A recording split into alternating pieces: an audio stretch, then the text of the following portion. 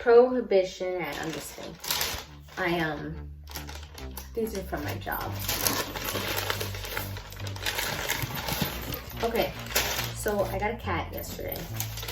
This is Petunia, and this is Topaz, and she's running around. She's kind of crazy right now.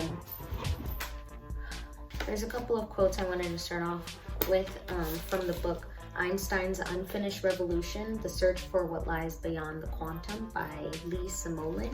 Hope I said that right. He says, Einstein was driven by the hope of transcending subjective opinion and discovering a true mirror of nature that exhibits the essence of reality. Like, yes, that's like exactly what the science is, or theoretical physics is, I don't know. What did you say? To not claim that our motion of reality must be vastly extended to embrace an infinitude of parallel realities. Meaning, like, our notion of reality, what we know to be true, must be extended, okay? To embrace other things that are out there. That's what Einstein thought, bro. I'm trying to be like Einstein. That's what science is all about, okay? It's all about thinking outside of the box. It's about searching for something bigger and something better than what is just laid out in front of us. Oh, maybe not. She does a 1, 2. Do you think, girl? Okay. So of course I'm not studying for a degree in physics. Not now, not anytime soon. I'm just sharing my research and my connect the dots, and in hopes to start a conversation. And I kind of have, so I have to keep going. You know me and TikTok. I would like to share this TikTok that I'm going to reference in the video. I came across this guy explaining the multi-dimensionalities of God. Oh my gosh, he said God, religion, okay. I did an entire video, a separate video as a disclaimer to this video so that I didn't get caught up, because I tried to do it all in one and then I just was getting sad. So go watch that video first so you can understand my views on religion and spirituality and like God. I always say God just because, you know, short and sweet, but like God meaning source, energy, whatever, like you want, higher self. If you're atheist, like just something out there, okay? So here's this video. Watch it in its entirety. It's 2 minutes long, but just watch it. I don't know, credits to this TikTok guy. I'm gonna read this while you watch it. In exploring the multidimensionality of God, we begin with God as the creator of all physical and ethereal. This includes the multiverse and our little branch of the multiverse, which is our universe, and everything included, including the elements, space, nature, the physical world, reality. Now, humans cannot even perceive how great God is because God makes up everything in our reality, physical, real, and imagined.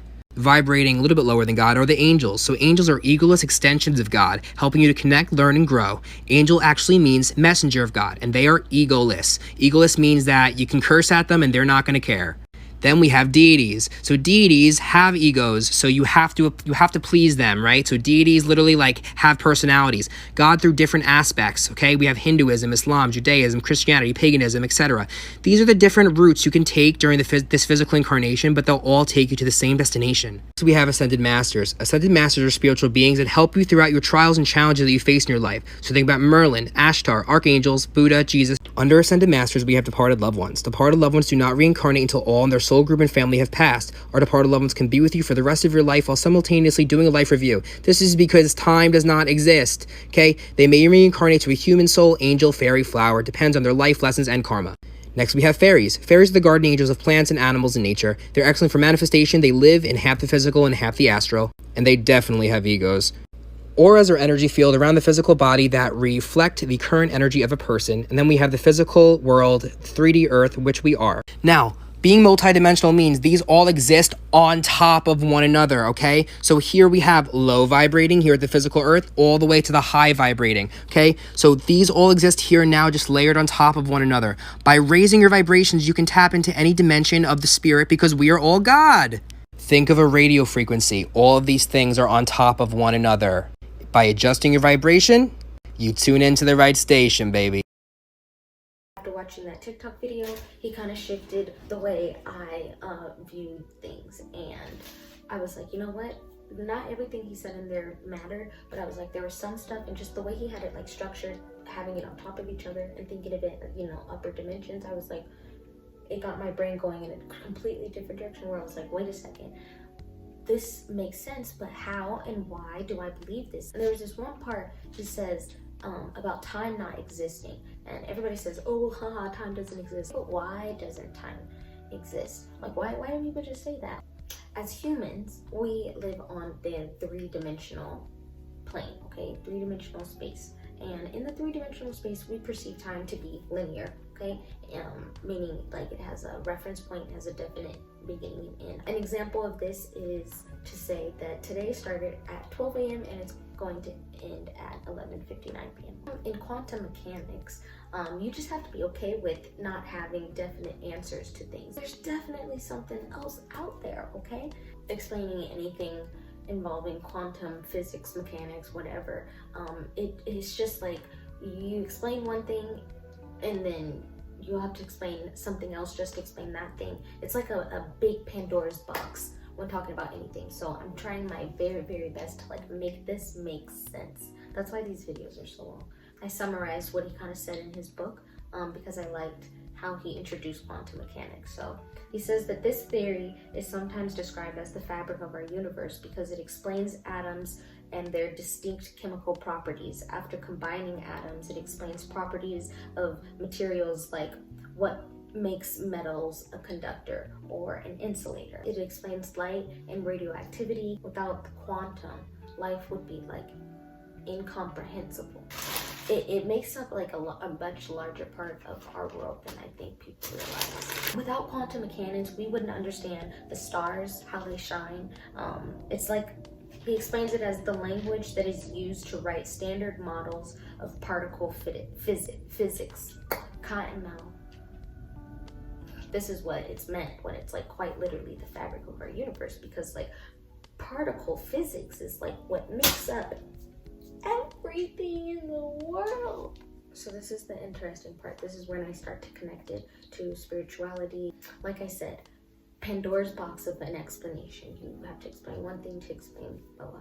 And the way he says it is the quantum realm challenges our intuition by particles. He says appearing, but I say it's true. But whatever, appearing to be in two places at once. And this is called quantum superposition. And there's like a whole thing. There's an entire study on quantum superposition. I did some research on superposition. I was like, what? And then I had to just get a book. He's saying if an atom can be here or there, we have to speak of both states in which somehow simultaneously they're both here and there, okay? And if that didn't make sense, check out this picture that I came across. When I looked at it, I understood it immediately. So you know how like the little USB, when sometimes it won't go in the first time to be true, that you have to put it in once or twice or like 3 times, meaning it has like 3 different states that it could be in. This is the part where I was like, wait a second. I was like, the quantum realm. I was like, this, whatever this is, obviously it's something bigger than us. Again, upper, higher dimensions. I was like, wait a minute. You know what else is described to be all over the place and here and there and not there? God. Okay, bro. How is God with me, with you, and Larry and Dave and Doug? How is he omnipresent? How is this possible?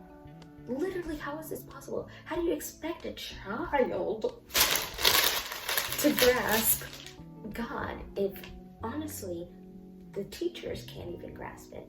But at least with something like quantum mechanics, and once you start incorporating energy, because everything is energy, once you start incorporating that, then you're like, even if you don't understand it, you're like, okay, you could put, I don't know, it's a little more, is that the word tangible? You can like grasp a little. If these quantum particles, if this experience is happening in a different realm, in the quantum realm that's just above us or whatever, like we're at a 3-dimensional level, and then something else we don't understand is our thoughts and our consciousness, which is vibrating in like the 4th dimension, which they do a little studying on, but like that also kind of acts in a way that the quantum realm acts. So this is when I started to think. I was like, if this is happening somewhere else, I was like, that just has to mean that there's like an entire another world that just doesn't relate to our, the general theory of relativity, like gravity and all of that stuff. There ain't no gravity in space. That's like a known fact. Why is there no gravity in space? And Einstein himself said that he studied quantum physics more than relativity. Okay, he actually, his Nobel Peace Prize was for quantum work, quantum research, not general relativity or whatever.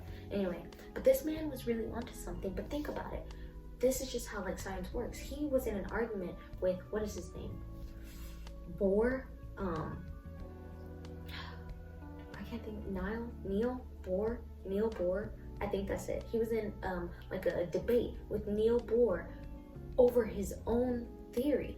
Bohr was this scientist who expanded Einstein's theory. He expanded it to the point where like Einstein was like, hey bro, that don't make no sense because we got the general theory of relativity here and that says that that can't work. And Bohr was basically like, no Einstein, think outside of the box basically. There's something else out there, buddy boy. Einstein argued with this man till the day he died, okay? Our universe is so much more, but we're literally, remember, here's a screenshot of it again, just in case you forgot. Humans are below, we are 3 deep at the bottom, okay? We got none of the magic. What if the 4th dimension, and as we're awakening and getting more connected with our consciousness and able to start, I don't know, vibrating at a higher frequency, and as we start to do that, we'll start to understand more of the quantum realm, and that then puts us in what, like, not the 4th dimension, but I don't know, maybe the 5th dimension. God, my brain is literally hurting right now.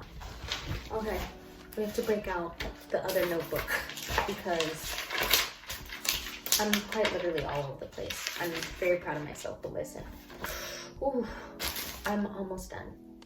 As I'm learning about quantum mechanics in the quantum realm and how it acts on a completely different like function, like batteries, that's what I'm gonna call it.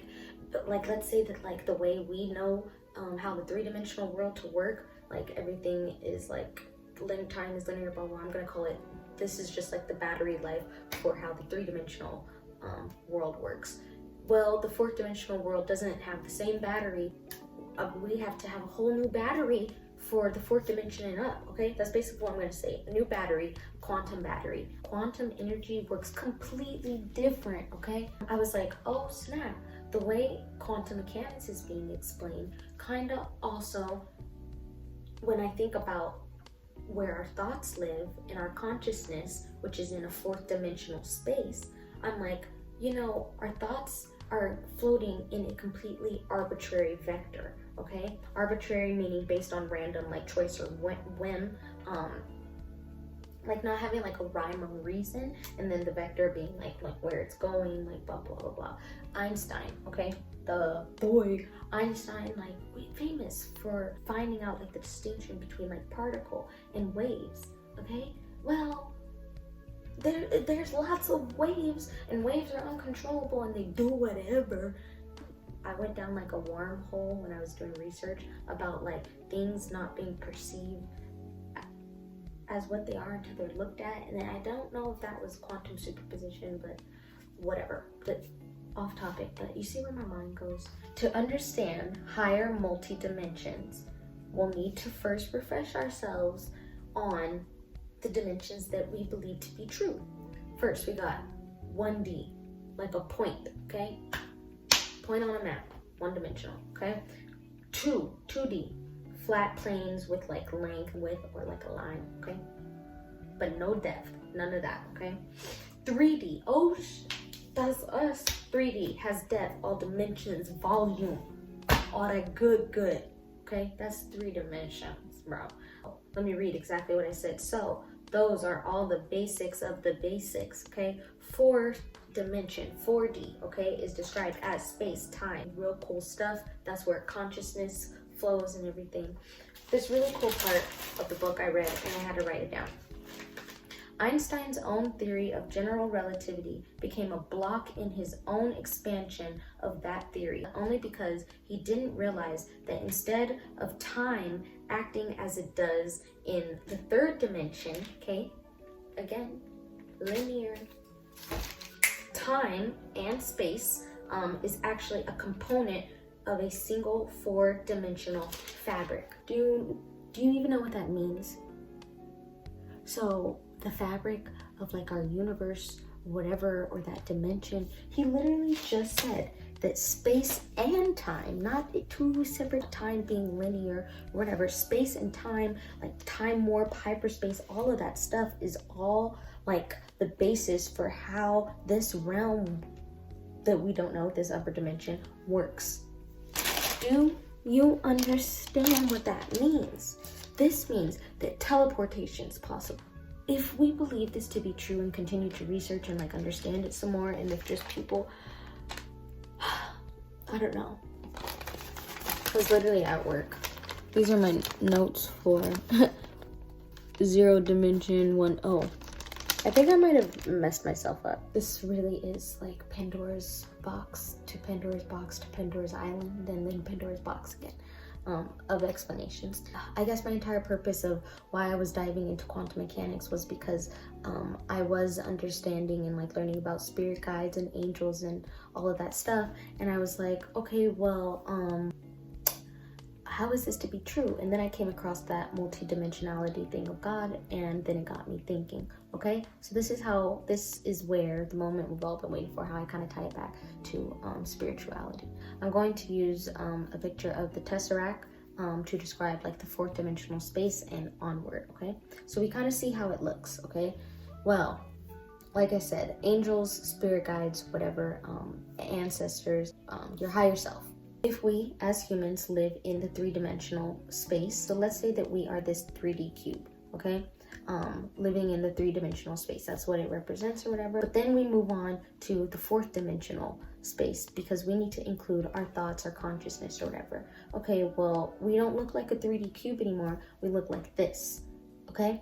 Well, let's say that this was all clear, see-through. In the fourth dimensional space, we see not only us, but we also see our thoughts, our consciousness, like everything that is us, because we are much more than just this flesh and bone. Our consciousness, if I were to put a number on it, I would say our consciousness is 94% us. Yeah, literally, because like, okay, I'm gonna say 90% us, because the 10% could be organs, flesh, and bone, and all that stuff. The rest of us, consciousness or whatever. You know how when we die, what happens when we die? We don't really die, guys, because we're consciousness, we're soul. We just come here to experience, and I'll get into it later. If we don't learn the lesson that we came here to learn, or do the thing that we said that we were going to do, we're just gonna have to keep going through that same cycle. That's what my higher self was talking about when she was like, I'm so sick of being here, I'm so sick of doing shrooms. Really experienced ego death, and I met my higher self. This is what she was saying, that she was tired of going through this. And I was like, what? This makes sense. Why am I like 22 years old, like thinking about quantum mechanics, and like I just feel like I have to share.